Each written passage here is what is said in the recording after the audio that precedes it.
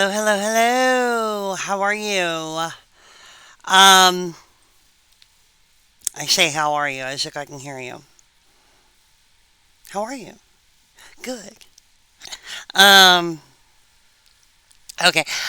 So this video is for reading number 4, the elements of argument. And let's see here. Yeah. It's reading them for the elements of argument paper. Again, I urge you to read the paper and then watch the video rather than the other way around. It's not a long paper and it's not technically challenging. So if you're starting to watch this and you haven't read the paper, I urge you to stop this video and then go read it. That's just uh, that's just one woman's opinion. Um, it's the opinion of the person teaching the course and with the expertise in philosophy, but whatever. You do you, boo boo. Um, anyway, so what I'm going to do here, I've talked in previous videos about the fact that philosophy relies heavily on the method of argument. That is how we do philosophy. We do concept analysis, and then we make arguments about these concepts because we're dealing with abstract issues, and there's no empirical source that we can cite to settle disputes. We can't, if I want to know what the average height in the classroom, in my class is, I don't need to make an argument about it. I can just measure everyone's height, average it out, and that's the average height. There's no argument to be made. It's just the way that those terms are defined, and the fact that we have the ability to measure people and see how tall they are means that we can settle the question purely through empirical methods. When dealing with abstract issues, though, philosophical questions, we can't do that. The best we can do is make an argument, which means that we can't ever definitively solve a philosophical question. The best thing we can do is to make a good argument for one kind of one conclusion or another. I've mentioned this all before in the What is Philosophy video particularly. Um, it basically means that there are no right and wrong answers in philosophy, but there are good and bad answers, if that makes sense. If it doesn't, hopefully it'll make more sense as we go on, and especially it'll hopefully make a little more sense after this video. So, um, the purpose of this article in this video then is to sort of give you a sense of what making an argument is in philosophy. Um, you may have had a unit in one of your composition classes that talks about argumentation. You may have been required to write an argumentative paper, or perhaps in your public speaking class to make an argumentative speech. In which case, either your composition class or your public speaking class or both may have touched on what makes an argument good or bad, may have touched on rhetorical devices and things like that. Um, I'm not going to be tackling the subject in precisely the same way because in philosophy we are a lot less concerned with rhetoric. Well, we're concerned with rhetoric to the extent that we want to ignore rhetorical elements. We want to base our arguments entirely on logic, and the worth of a philosophical argument is not measured by whether it is rhetorically persuasive. It is based on whether it is logically persuasive. So I'm going to be focusing on the logical aspects of making an argument and trying to give you a familiarity at least with some basic argument structures and how to assess them as being good arguments or bad arguments. There is a logic class offered at TCC. At least there used to be. I don't know if there still is, but I know there was. And I think if you want to get deeper into this, if you want to look at the logical structure of arguments for more than just one class session, and rather for an entire semester, I recommend you take the logic class. You may find it very rewarding. Doing philosophy well requires a good grasp on logic because, as I said, philosophy proceeds by the method of argument, and the method of argument is founded on the logical persuasiveness of those arguments. So, doing philosophy requires a good grasp on logic, and you may find it interesting. Some people really do. Some people struggle to master it. Even professional philosophers, some of them just don't find it inherently interesting and have to work at it. But other people really get into it, and it's just a matter of your mindset. So if I recommend that if you're interested in this, you take the logic course and see if that appeals to you. Another reason to take it, and this is a bit of a tangent, is that OU for sure, I know OU does this, and I think OSU does, but you're allowed to substitute formal logic, philosophical logic, in other words.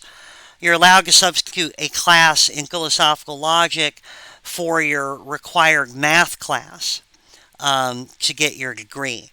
I mean, not if you're a math major, obviously, but if you're in a major where you only have to take that one required math credit, you can use a philosophical logic course instead. So, another reason that might appeal to you depending on your particular interests and intellectual bent, that might be a good thing for you. Okay, so with that out of the way, let's dig into this. We're going to talk about the elements of argument. Look, fancy, right? I'm doing like technology stuff here. We're going to talk about premises, conclusions, deductive and inductive arguments, and inference to the best explanation, which is a type of inductive argument. Okay, so all arguments have premises. A premise is just a statement about the world that supports a conclusion. So let's say hypothetically, if my argument is, let's say you promised to pick me up from the mall at 7 and you don't show up until 9, and my conclusion is you're wrong. You did bad. That's my conclusion. What reasons do I have to think that conclusion is true? Well, one reason I might have to think that conclusion is true is promises should be kept. That seems like a starting place. Promises should be kept. That is a reason to think that you did a bad thing by not keeping your promise. That reason we might call a reason to think a conclusion is true. That's a premise. And promises should be kept is a statement about the world. It's not a question. It's not a suggestion. It's just a statement of what we presume to be fact. promises should be kept, is a premise in an argument, in this argument anyway. Promises should be kept. The contrast here would be something like, don't you think promises should be kept? That's not a premise. That hints at a premise. It opens the door for discussion that may lead to a premise in an argument, but it is a question and not a statement about the world, so it cannot be a premise in an argument. What would be another premise in that argument that you get a bad thing by not showing up at 7? Well, promises should be kept is our first premise. How about our second premise being you promised you would be here at 7? That's a statement about the world. It can be true or false. In this case, we think it's true. And that is one of the characteristics of statements about the world. They're the kinds of things that can be true or false. Again, a question can't be true or false. A question is just a question. Don't you think you should have been here at 7? That's not true. That's not false. That's just a question. You promised to be here at 7. That's something that can be true or false. If I assert that you promised you'd be here at 7, clearly I think that it's true. Maybe I'm wrong. Maybe I'm misremembering, and it is false. I don't know. But it is certainly the kind of thing that could be true or false. Okay. So a premise is a statement about the world, and a statement about the world specifically that we think supports the conclusion that we are driving towards in our argument. I've given you 2 examples of premises that might go into an argument that you are wrong in not picking me up at 7, that being the conclusion. Hopefully you've all kind of got the basic idea. Okay, so, well, the next term is one that I've used a number of times already, which is conclusion. The conclusion is a statement also. A conclusion can't be a question or anything like that. A conclusion is a statement about the world, and the premises, if the argument is a good one, the premises in the argument give us a reason to think that the conclusion is true. In other words, they make us rational to think that the conclusion is true. I might have mentioned this in previous videos, but to be rational is just to believe with reason. And to be irrational is to believe or act without reason. Or against reason. Let's imagine that it is true that I don't want to die, hypothetically. And let's further imagine that it is true that the best way to protect yourself from getting hit by a car when crossing the street is to look both ways before you do it. And let's add a third thing, a statement. Let's add a third statement, which is to say that if you're hit by a car, you stand a very high chance of dying. Okay, so let's look at those 3 facts. I don't want to die. The best way to prevent yourself from getting hit by a car when crossing the street is to look both ways. And third, if you do get hit by a car, you stand a high chance of dying. Okay, if I then cross the street without looking both ways, I'm being irrational. All the other things, those other facts, support a conclusion that I should look both ways before crossing the street. So if I don't do it, I am acting against reason. I have reasons to think I should do something, and then I don't do it, I'm being irrational.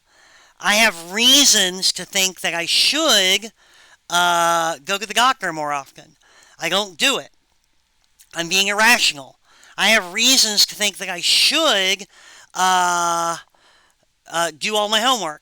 Or, well, I mean, not me. I'm done with school. I finished it. I don't have to do it anymore. Um, but you're not. You have reasons to think you should do your homework. Presumably. Uh, you have reasons to think you should do your homework. If you don't do it, you're being irrational. Um, so to be rational then is to act with reason. And if premises give us a reason to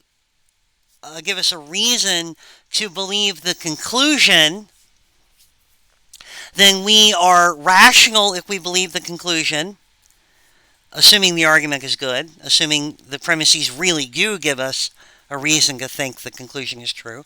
We are rational if we accept the conclusion. We are irrational if we don't.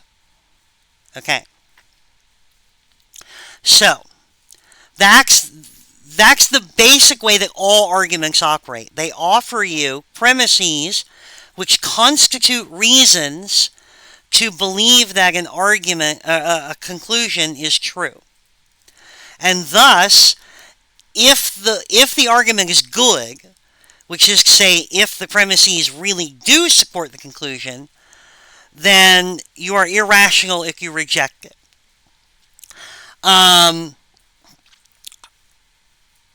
Hypothetically, if I were to say, all right, if I were to give you an argument, a good argument, that you should not eat glass,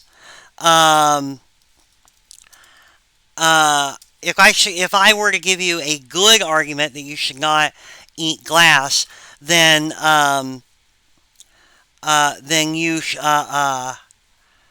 you would be irrational if you did.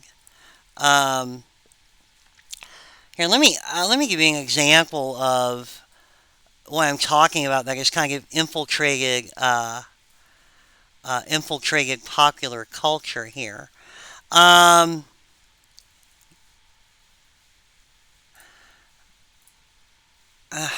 it. Okay. This is taking more time than I thought it would. But give me just a second here. I should have thought of this before, and I didn't.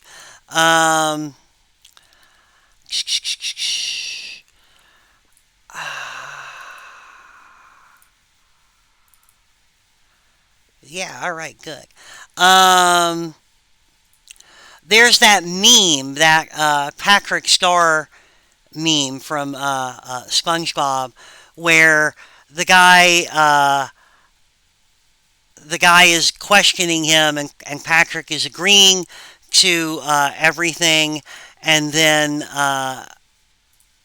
he at the very end, the guy doesn't he doesn't agree with the conclusion, and that is a paradigm case of someone being irrational. They are not acting rationally.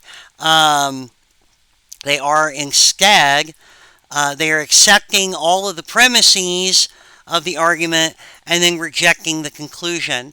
And that is not how that works. Yeah, here, let me... There's what? Oh, is there? Oh, yeah, the one with Joey. Yeah, that's right. Okay, there's a Friends meme, too. Yeah, with Phoebe and Joey. Yeah, so this is the meme I'm talking about, where the guy says, aren't you Patrick Star? And he says, yeah. And he says, and this is your ID, and yeah. And he says, I found the ID in this wallet, and if that's the case, this must be your wallet. And Patrick says, that makes sense. And then he says, then take it, and Patrick says, that's not my wallet. It's funny, but it's also a good illustration of someone being irrational. If you agree to all the premises, and the premises really do support the conclusion, you can't just reject the conclusion and still hope to be considered rational. Okay. So that's sort of the foundational element of how an argument is structured. Premises are statements about the world that give you reason to think a conclusion is true. Ostensibly, they do, and then if they do give you a reason to think the conclusion is true, and they are true, then you should buy the conclusion. So okay. So let's talk about types of arguments. Now, I was about to say, does anyone have any questions? But that's not helpful in a video, because if you do have questions, I can't hear them. I tell you what, if you have questions, scream them very loudly at your phone or computer, and I still won't hear them, but it might make you feel better. Okay. Alright, so let's go on to talk about different types of arguments. I've given you the basic way that arguments function, and now I'm going to talk to you about sort of how this plays out in practice with different types of arguments. The first type of argument we're going to talk about is a deductive argument. Now, a deductive argument, here's an example of a deductive argument. Premise, cats are mammals, that's true. Premise, mammals are warm-blooded, that's true. Conclusion, cats are warm-blooded. Well, if the premises are true and the logic is good, in a deductive argument, the conclusion must be true. There's no escaping it. You'll notice that down there at the bottom I have A implies B implies C, A implies C.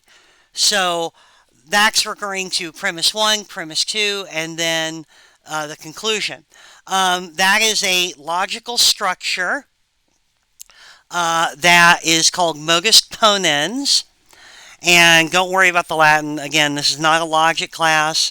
Speaking of cats, say hello, Elias. Anyway, that is Elias. That was his cameo appearance. He heard me talking about cats, and he felt like he needed to show up. But no, that is a logical structure that is what we call valid. Or, sorry, what we call sound. No, valid. It's a logical structure we call valid. Which means that the logic is good. Those premises are connected in the right way to make the deductive argument sound. So if the deductive argument is sound, if the logic is valid and all the premises are true. So if you have a sound deductive argument, that is one with valid logic and true premises, the conclusion must be true. There's nothing you can do about that, and you are irrational if you don't believe it. I think that's easy to see from the example.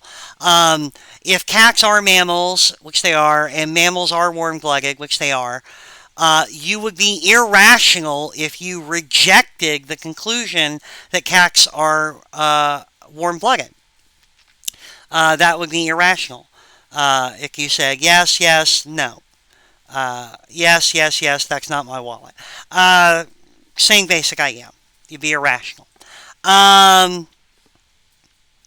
Okay. Now, it is possible, though, to have valid logic and one or more premises that are false, in which case you don't have a reason to believe that the conclusion is true. Let me give you an example. All right. Premise, cats are adorable. True. Premise, adorable things are from Mars. False. And conclusion, cats are from Mars. Okay, false, as far as we know. You'll notice, as you can see there at the bottom, that the logical structure is precisely the same.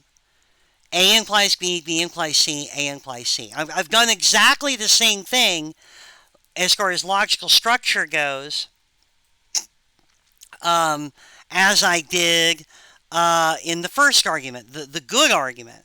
In the good argument, I had the logic.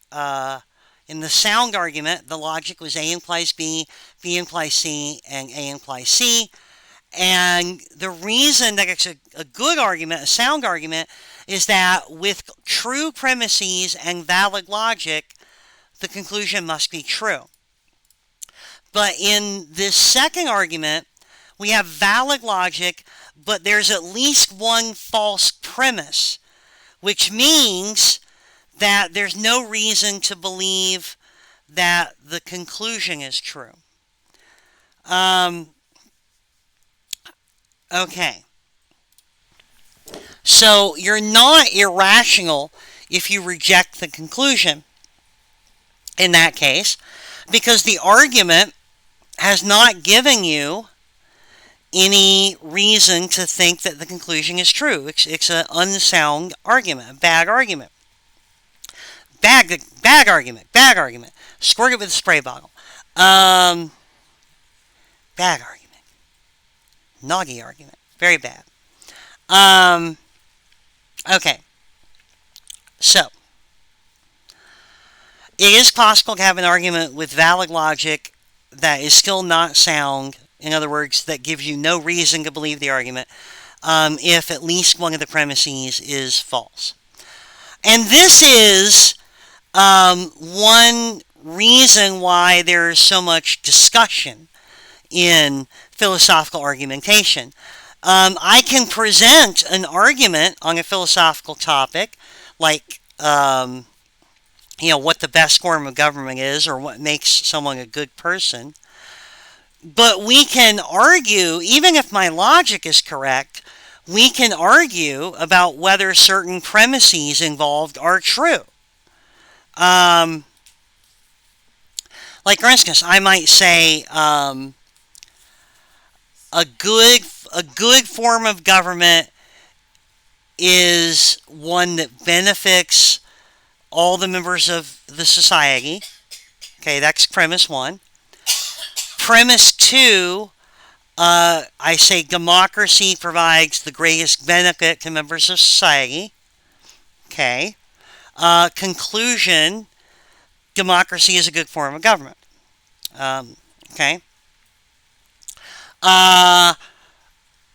We might still argue about that conclusion if we get into a dispute about one of the premises. Maybe you agree that a good form of government is one that benefits the members of society, but you are iffy about the idea that democracy really benefits members of society. Maybe that's the one we're arguing about. Is it true? Is it not true? Okay, we can get into a discussion there. And we can see where that takes us.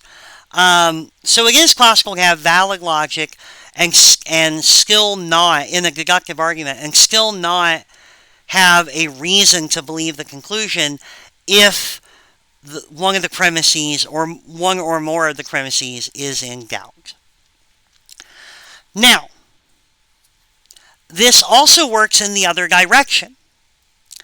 I can give you a bunch of true premises with crappy logic, and it will turn out that the argument does not give us a reason to believe the conclusion. This one's a little weirder, so let's look at the example. Premise, Oklahoma is a state. True. Premise, chocolate is tasty. True. I realize that's a little silly because it's a matter of opinion. Some people don't like the taste of chocolate, as weird as that is to think of. But yeah, let's just go with that one for the moment. Let's just say that that one's true. So Oklahoma is a state. True. Chocolate is tasty. True. The earth is inhabited. Now that's true. Obviously, the earth really is inhabited. That's true. But does this argument give you a reason to believe it? No, it doesn't. Because even though it uses all true premises that are supposedly supporting a true conclusion, note how the logic flows there. A implies B, C implies D, E implies F. Well, that's bad logic. Those three things aren't connected in any way. Yeah, Oklahoma is a state, and yeah, chocolate is tasty. But do either of those things have anything to do with whether the earth is inhabited? No, they don't. Those are not directly relevant to the question of whether the earth is inhabited. Um, it's just not a good argument because of the logic. So what we have here is another unsound argument, which is to say it's an argument that does not give you a reason to believe the conclusion. We have another unsound argument, but the premises are all true. The problem with this argument is that the logic is not valid. So both things have to be working for the argument to be sound, for the argument to give you a reason to believe the conclusion, in a deductive argument, that is. For the argument to give you a reason to believe the conclusion, you have to have both all true premises and valid logic. If those two things connect, then you have a sound argument. And if you have a sound argument, it is rational to believe the conclusion. If you don't have a sound argument, you don't have a reason to believe the conclusion because of the argument. Let's be clear about that. It is not irrational to believe that the earth is inhabited. The earth is inhabited. It's not irrational to believe that. But it would be irrational to believe that on the basis of this argument. There may be other arguments, and there certainly are, other arguments that give you a reason to think the earth is inhabited, but this one doesn't. It would be irrational to believe the earth is inhabited on the basis of this argument. Is that clear?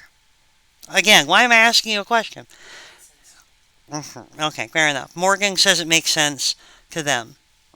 So, it must make sense to everyone. Works for me. Okay. Okay, so, a good argument, a good deductive argument, which is to say a sound deductive argument, will give you a reason to believe the conclusion. And if the argument is good, you are irrational if you don't believe the conclusion.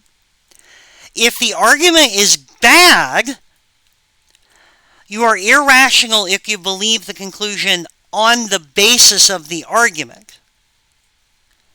But you are not irrational if you don't believe the conclusion on the basis of that argument. Okay. Okay, let's move on. Hopefully you understand deduction relatively well. Again, the paper you are supposed to have read for this also explains with different examples what a deductive argument is, and hopefully between me and the paper you'll get it. Between me and the paper and Wikipedia, which you're certainly going to consult after this, hopefully you'll get it. Okay. Right. So let's go on and look at the next type of argument, which is an inductive argument. Now, an inductive argument works differently than a deductive argument. And in fact, inductive arguments are probably most of what we encounter. Inductive arguments are arguments that give you a plausible reason to believe the conclusion, but they don't guarantee it the way that a deductive argument does. They offer a good inductive argument offers you premises that make it rational to believe the conclusion, but not irrational if you want to hold off and say, maybe not. Or rather, it's not guaranteed. It may be preferable to believe the conclusion, but it's not the same as a deductive argument. It's not quite such a strong claim. Let me give you an example. Here's an inductive argument. Premise: it's cloudy outside. And by the way, we're assuming all the premises here are true. Premise: it's cloudy outside. Premise: it hasn't rained in weeks. Premise: the barometric pressure is low. Our conclusion is it's gonna rain. Okay, you'll notice that I have a bunch of true premises and question marks after the conclusion. Why did I put question marks after the conclusion if all the premises are true? Well, because it still might not rain. I mean, it seems like a good bet when all those things are true. If it's cloudy outside and it hasn't rained in a while, so we're due for it, and the barometric pressure is low, it's probably going to rain. Those are all good signs that it's going to rain, but it still might not. Weather is weird. Who knows? Maybe it won't rain. A good inductive argument provides you with, let's put it this way, let's say it provides you with cover, if you want to believe it. A good inductive argument is one where if you explain it, if you say, I think it's going to rain, and someone says, oh, why do you believe that? And you give them the good inductive argument for why you think it's going to rain,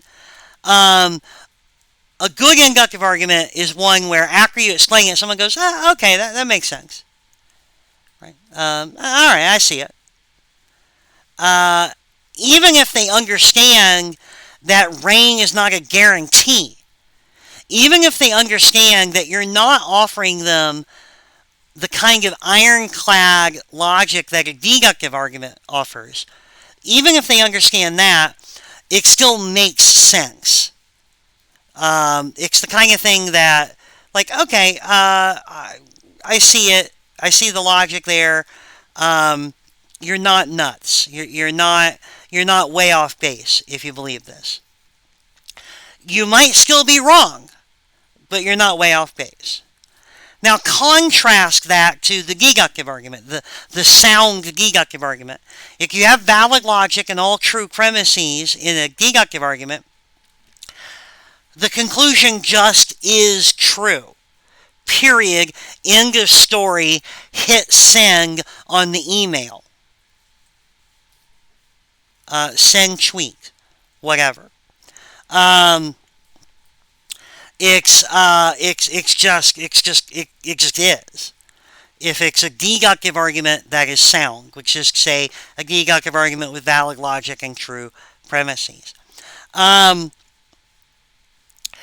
By contrast, an inductive argument with true and relevant premises establishes a degree of plausibility for the conclusion, but it does not guarantee it. Am I irrational if I reject the conclusion? I think I'm more rational if I buy the conclusion. I'm definitely rational if I buy the conclusion. I don't think I'm irrational if I say, okay, maybe it'll rain. I see what you're going after, but it still might not. That's not irrational. It would be weird. It might be mildly irrational to completely reject the conclusion. Like if you give me all those reasons and you say, I think it's going to rain, and I say, no, it's not. It's not going to rain. That would be maybe a little irrational. Because I'm believing a conclusion, my conclusion being it's not going to rain. I'm believing a conclusion that probably isn't supported by reasons, inductively, that is.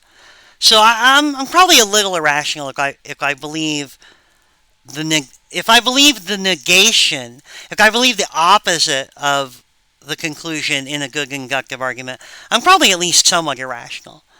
But I'm not irrational if I still think there's room for doubt when it comes to an inductive argument. Okay. Hopefully that makes some sense. Again, this is in the paper, and it uses different examples, so hopefully if you read the paper, between me and the paper, you'll get it. All right. The last type of argument I want to talk about is called inference to best explanation. The example given in the paper is an example from Sherlock Holmes. If you're not familiar with Sherlock Holmes,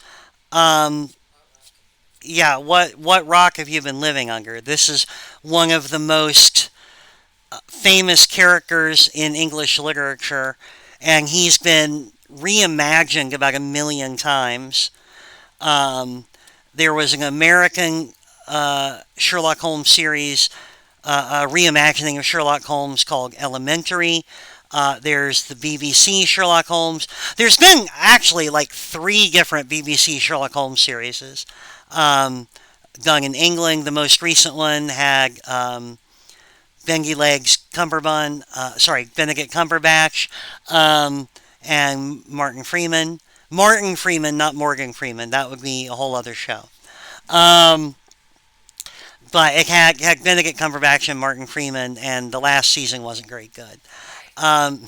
Morgan takes umbrage at that. The last season was okay, but it wasn't as good as the early seasons. How about that? Okay. All right. That one has been accepted.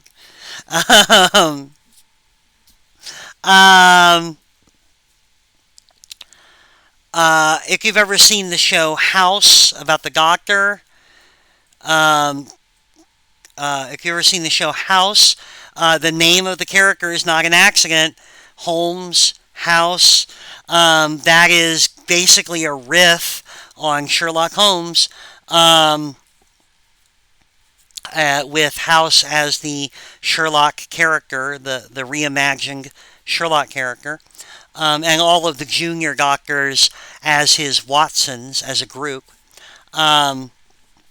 It's the whole thing.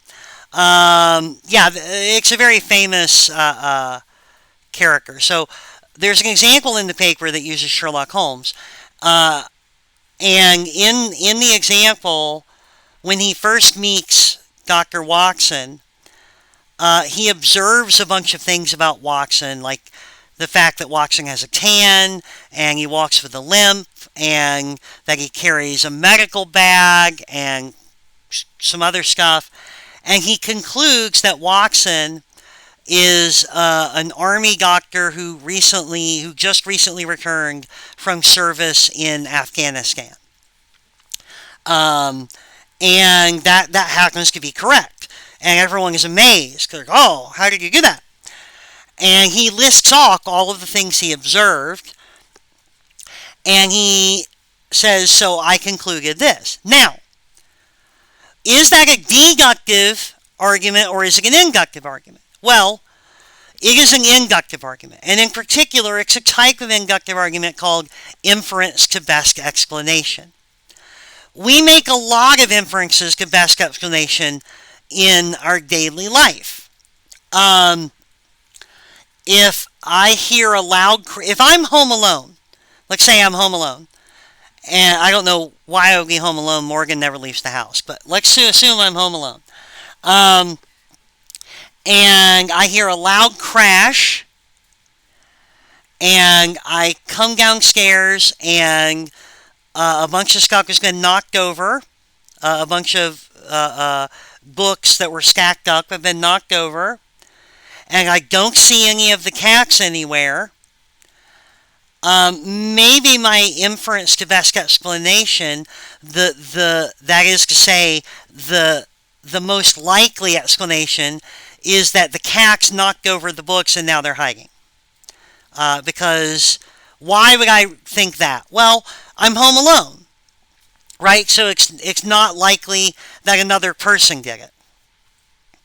Um, Maybe someone broke in and knocked over the books and immediately left, but it doesn't seem very likely.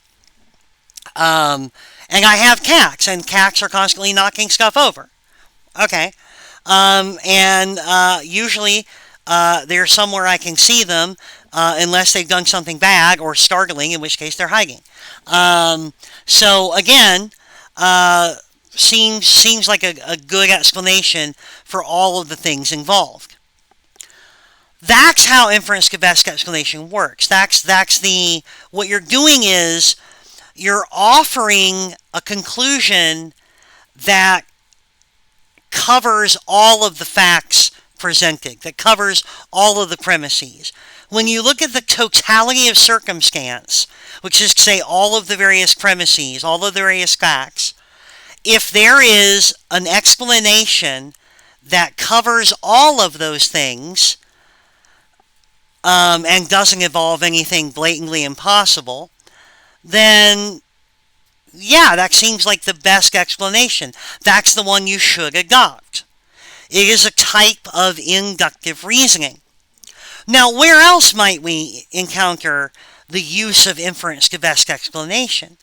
Well, one place is, honestly, in legal proceedings, in court proceedings, especially in a criminal trial. In a criminal prosecution, the lawyers for the state will amass evidence. They will say, hey, the person we're accusing of this crime can't account for their whereabouts at the time the crime happened. They had a motive to do this crime. They're in possession of, let's say it's a murder, they're in possession of the murder weapon, that we found it in their home. What's another? Oh yeah, they have a motive, they're in possession of the murder weapon. They can't account for where they were. And someone says that they saw the person in the vicinity of where the murder happened right about the same time that it happened. How are we reasoning in that situation? Well, what they want to do is they want to offer an explanation that covers all of those facts. And the explanation they're offering is this guy did it. Right? This person is the one who did it. Now, are there other explanations that are possible? Sure. Maybe the witness is mistaken. Maybe somebody else murdered the person and then broke into this person's home and planted the murder weapon. Maybe. It's not impossible.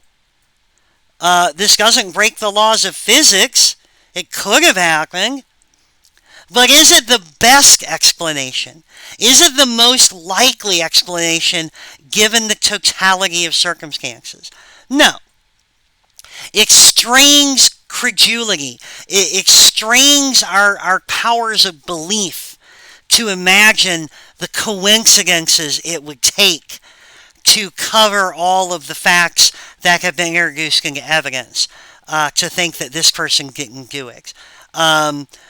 This person, the idea that this person did it, the conclusion that this person is guilty, is the best way of explaining all of the facts together. That's how a criminal prosecution operates. What they're trying to do is they're trying to lead the jury to conclude inductively that the most likely conclusion is that this person is guilty.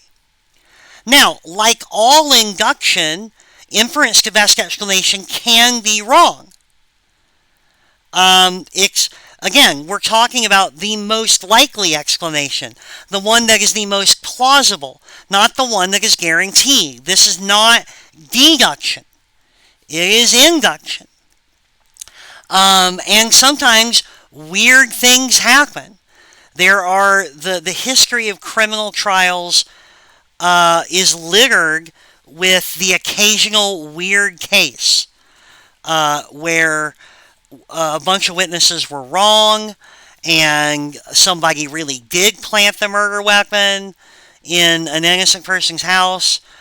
Like I said, it can happen. But that doesn't change the fact that it's an unlikely explanation. That doesn't change the fact that it is more reasonable to believe that the person accused is guilty in the example I've given. If you're presented with all these facts, and they are established as facts, then the best explanation is the person is guilty. Even if he's not. And that's just how this works. A lot of people like to think that criminal prosecution is much more like deduction. Like, oh, here, I'm going to present you with all these facts, and at the end, you will conclude the person is guilty. He must be guilty.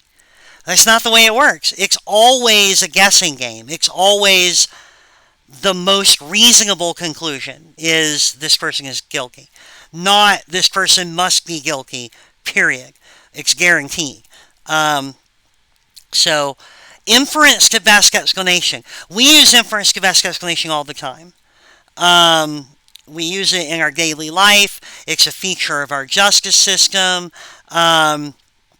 It's a type of inductive reasoning, and it's, again, also covered in the paper. So if you don't understand, please go read that, and maybe it will illuminate things for you. By the way, another slight tangent. Arthur Conan Doyle, the guy who wrote the Sherlock Holmes stories originally,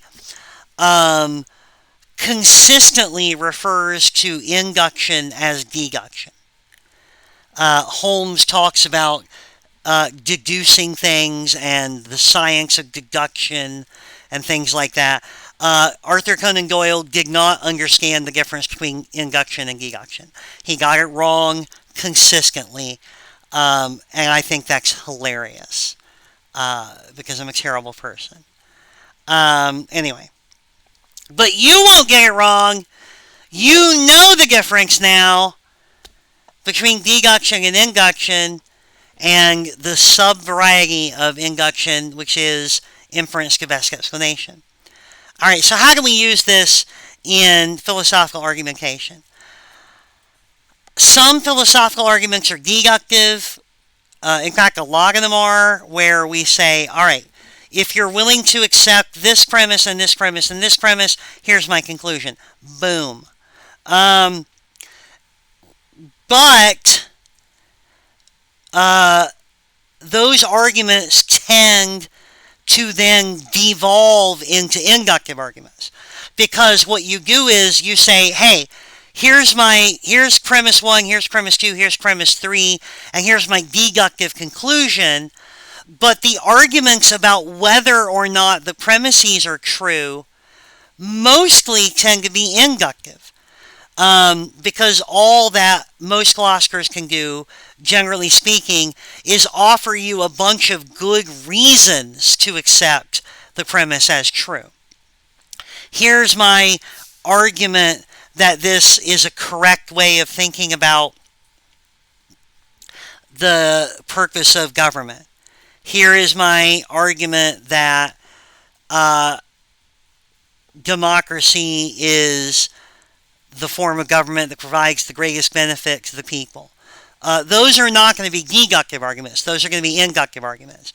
At the end of the day, I can give you a bunch of reasons to think this is probably true, or I can give you a bunch of reasons to think that it wouldn't be irrational to believe that this is true.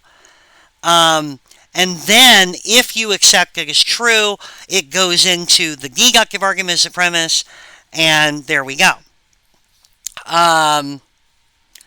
So we use both deductive and inductive reasoning in philosophy on a regular basis. The method of argument relies on both of them. What else? What else do I need to talk about? I think that's about it. Um, I realize I've only spent an hour. I've given you an 8-page reading and an hour's worth of lecture on induction and deduction, and that's kind of goofy. That's not a lot. I've thrown some conceptually dense ideas at you, but that's all we have time for if we're going to get to the actual philosophy.